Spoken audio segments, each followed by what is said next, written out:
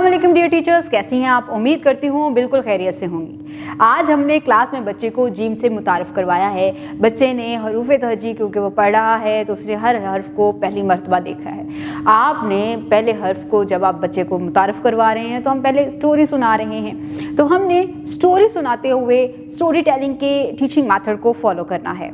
अगर आप बच्चे को एलईडी पर स्टोरी दिखा रही हैं तो आपने बच्चे का पूरा फोकस एलईडी की तरफ रखना है ताकि वो उसको गौर से सुन भी सके और देख भी सके। इसके बाद आपने बच्चे से मुख्तलिफ सवाल पूछने हैं कि उसने इस कहानी में कौन कौन से किरदारों को देखा।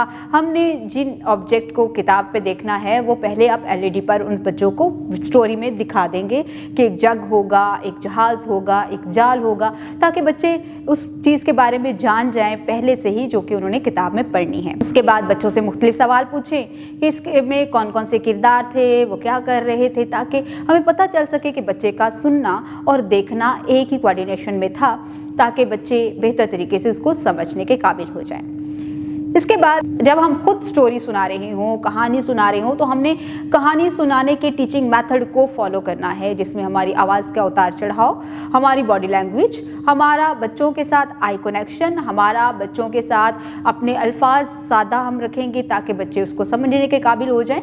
और हम कुछ पिक्चर्स का इस्तेमाल करेंगे जो कि एलईडी प्रोजेक्शन पर भी हम कुछ पिक्चर्स बच्चे को दिखा सकते हैं, या फिर हम फ्लैश कार्ड का इस्तेमाल करेंगे, जैसे जग की तस्वीर है, जहाज़ की तस्वीर है या जाल की तस्वीर है। बच्चों को पहले तस्वीरें दिखाएं, बच्चों को कहें कि वो जाने और पहचान कर बताएं कि क्या आपको इनके नाम आते हैं। अगर बच्चों के नाम आते हैं तो उसकी जो इब्तदाई आवाज़ है उसके ऊपर बच्चों को गौर करने के लिए कहें। उसके बाद जब आप जीम की पहचान करवाएं, उसकी पहले बनावट की पहचान करवाएं, उसका ख़ास क्या है कि उसके पेट के अंदर एक नुक्ता है, ये बच्चों को याद करवाना बहुत ज़रूरी है। इसके बाद लिखाई की तरफ जब जाएं तो इब्तदाई नुक्ते से शुरू करते हुए आखिरी नुक्ते तक किस तरह से लेके जाना है। प्री राइटिंग एक्टिविटीज़ लाजमी करवाएं, जिसमें आप रेत पर लिखवा सकते हैं, हवा में लिखवा सकते हैं, हाथ की बैक साइड पर लिखवा सकते हैं, टेबल पे राइट करवा सकते हैं। प्री राइटिंग की जितनी एक्टिविटीज़ करवाएंगे बच्चा उतने अच्छे तरीके से अपनी नोटबुक के ऊपर लिखने के काबिल हो जाएगा।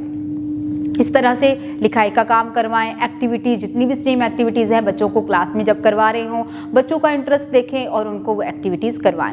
अब बच्चे ने जिम की पहचान कर ली, क्लास वर्क अच्छा करवाएं। होमवर्क जब दे रहे हों तो डायरी क्लियर लिख कर दें ताकि घर वाले भी उसको बेहतर तरीके से समझ सकें और उसके होमवर्क में उसकी मदद कर सकें। उम्मीद करती हूँ आपने आज की इस वीडियो से बहुत कुछ सीखा होगा। मज़ीद सीखने और जानने के लिए हमारे साथ रहिएगा।